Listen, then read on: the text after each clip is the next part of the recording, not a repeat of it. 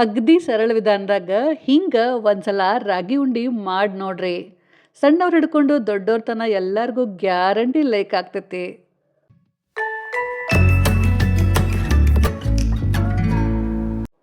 ಮೊದಲ ಒಂದ್ ಕಡಾಯಿ ಒಳಗ ಒಂದ್ 2 ಕಪ್ಪಷ್ಟು ರಾಗಿ ಹಿಟ್ಟು ಹಾಕಿ ಹುರ್ಯಾಕತ್ತೀನ್ರಿ. ತುಪ್ಪ ಎಣ್ಣೆ ಏನು ಹಾಕೋದ್ ಬೇಡ, ಹಂಗ ಒಣದ ಹುರಿಬೇಕು. ನಿಮ್ ಕಡೆ ಏನ್ರಿ ರಾಗಿ ಹುರಿ ಇಟ್ಟಿತ್ತಪ್ಪ ಅಂತಂದ್ರೆ ಅದನ್ನ ನೀವು ಹಂಗ ಡೈರೆಕ್ಟ್ ಬಳಸ್ಬೋದು, ಹುರಿಯೋದೇನ್ ಬೇಕಾಗಿಲ್ಲ.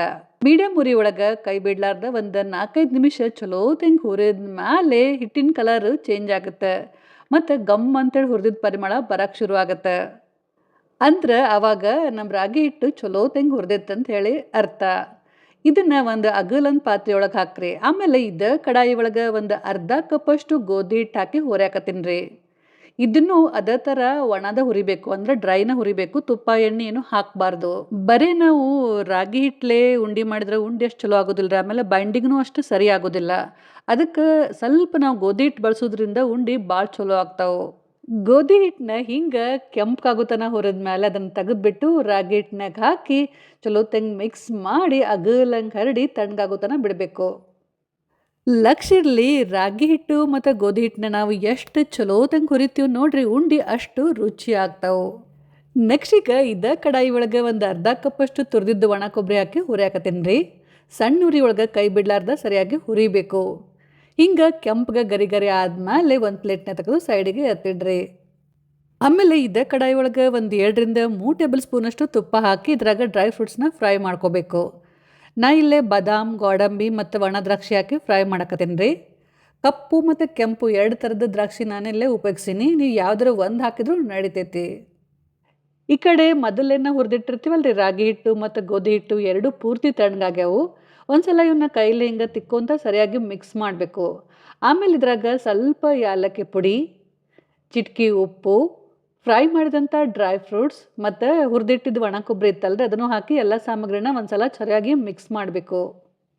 ಡ್ರೈ ಫ್ರೂಟ್ಸ್ನ ಫ್ರೈ ಮಾಡಿ ಉಳಿದಿದ್ದ ತುಪ್ಪ ಇರುತ್ತಲ್ರಿ, ಈ ತುಪ್ಪದಾಗ 1/4 ಕಪ್ಪಷ್ಟು ಬೆಲ್ಲ ಹಾಕಬೇಕು. ಆಮೇಲೆ ಒಂದು 2 ಟೇಬಲ್ ಸ್ಪೂನಷ್ಟು ನೀರು ಹಾಕಿ ಮತ್ತು ಗ್ಯಾಸ್ನ ಆನ್ ಮಾಡಿರಿ.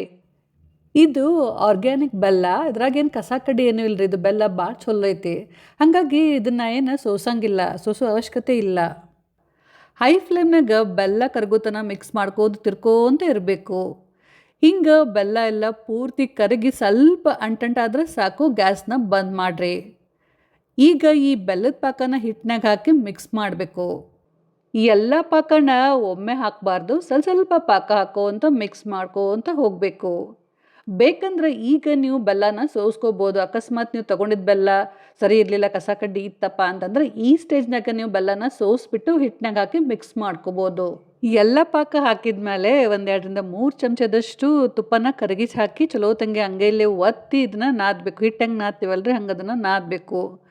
ಉಂಡೆ ಮಿಶ್ರಣ ಭಾಳ ಡ್ರೈ ಅನ್ನಿಸ್ತಪ್ಪ ಅಂತಂದ್ರೆ ಇನ್ನೊಂದು ಸ್ವಲ್ಪ ನೀವು ಕರಗಿಸಿದ ತುಪ್ಪನ ಹಾಕ್ಕೋಬೋದು, ಅವಾಗ ಸರಿ ಆಗುತ್ತೆ. ಇಲ್ಲ ಅಂತಂದ್ರೆ ಒಂದು 2 ಸಣ್ಣ ಚಮಚದಷ್ಟು ಕಾಯಿ ಸಾರಿಸಿದ ಹಾಲು ಹಾಕಿದ್ರೂ ನಡಿತೈತಿ. ಇಲ್ಲೇ ನನ್ನ ಉಂಡೆ ಮಿಶ್ರಣ ಸರಿ ಐತ್ರಿ, ಹಾಗಾಗಿ ನಾ ಹಾಲಾಗಲಿ ತುಪ್ಪ ಆಗಲಿ ಹಾಕಕತ್ತಿಲ್ಲ. ನಿಮ್ಗೆ ಯಾವ ಸೈಜ್ ಉಂಡೆ ಬೇಕಂತೇಳಿ ನೋಡಿಕೊಂಡು ಅಷ್ಟು ಮಿಶ್ರಣ ಕೈಯಾಗ ತಗೊಂಡು ಚಲೋ ತೆಂಗೆ ಒತ್ತಿ ಉಂಡೆ ಕಟ್ಟಬೇಕು. ಉಂಡೆ ಕಟ್ಟಿದ ಮೇಲೆ ಉಂಡಿನ ಅಂಗೈಯಾಗ ಆ ಕಡೆ ಈ ಕಡೆ ಸ್ವಲ್ಪ ಹೊತ್ತನ ರೋಲ್ ಮಾಡ್ರಿ. ಅವಾಗ ಉಂಡಿಗೊಂದು ಹೊಳಪ್ ಬರ್ತೈತಿ, ಒಂದು ಶೈನಿಂಗ್ ಲುಕ್ ಬರ್ತೈತಿ. ಉಂಡೆ ನೋಡಕ್ಕೆ ಭಾಳ ಚಂದ ಕಾಣಿಸ್ತೈತಿ. ಇದೇ ಥರ ಎಲ್ಲ ಉಂಡೆ ಕಟ್ಟಿದ್ರೆ ಆತ್ರಿ. ಉಂಡೆ ಕಟ್ಟು ಮುಂದೆ ಉಂಡೆ ಮಿಶ್ರಣ ಭಾಳ ಡ್ರೈ ಅನಿಸಿದ್ರೆ ಇನ್ನೊಂದು ಸ್ವಲ್ಪ ತುಪ್ಪ ಇಲ್ಲ ಅಂತಂದ್ರೆ ಹಾಲು ಹಾಕ್ಕೊಂಡು ಕಟ್ಬೋದು. ಹೆಲ್ದಿ ಆ್ಯಂಡ್ ಟೇಸ್ಟಿ ರಾಗಿ ಉಂಡೆ ರೆಡಿ. ಅದೇ ಥರ ನಾನು ಎಲ್ಲ ಉಂಡೆ ಕಟ್ಟಿದ್ದೆ ರೀ. ಮೀಡಿಯಮ್ ಸೈಜಿಂದು ಒಂದು 16 ಉಂಡೆ ಆಗ್ಯಾವು. ಅಂದರೆ ಟೋಟಲಿ ಒಂದು ಅರ್ಧ ಕೆಜಿಯಷ್ಟು ರಾಗಿ ಉಂಡೆ ರೆಡಿ ಆಯ್ತು ನೋಡ್ರಿ. 8 ದಿನ ಒಂದು 8 ಡಬ್ಬ್ಯಾಗ ಸ್ಟೋರ್ ಮಾಡಿಟ್ಕೊಂಡು ನಿಮ್ಗೆ ಬೇಕಾದಾಗ ತಿನ್ಬೋದು. ಒಂದು ಉಂಡೆ ಮುರಿದು ತೋರ್ಸಾಕತ್ತೀನಿ ನೋಡ್ರಿ, ಎಷ್ಟು ಸಾಫ್ಟ್ ಆಗ್ಯಾವು. ಸೊ ಫ್ರೆಂಡ್ಸ್, ಇವತ್ತು ನಾ ಶೇರ್ ಮಾಡಿದಂಥ ಈ ರಾಗಿ ಉಂಡೆ ನಿಮ್ಗೆ ಚಲೋ ಅನಿಸಿದ್ರೆ, ನಾ ಹೇಳಿದ ಟಿಪ್ಸ್ ಸ್ವಲ್ಪ ಏನಾರ ಯೂಸ್ಫುಲ್ ಆತಪ್ಪ ಅಂತ ಅನಿಸಿದ್ರೆ ವಿಡಿಯೋಕ್ಕೊಂದು ಲೈಕ್ ಕೊಡ್ರಿ. ಹಂಗೆ ಕಮೆಂಟ್ ಮಾಡಿದ್ರೆ ಮಾತ್ರ ನೆನಪು ಹಾರಕ್ಕೆ ಹೋಗಬೇಡ್ರಿ. Thank you.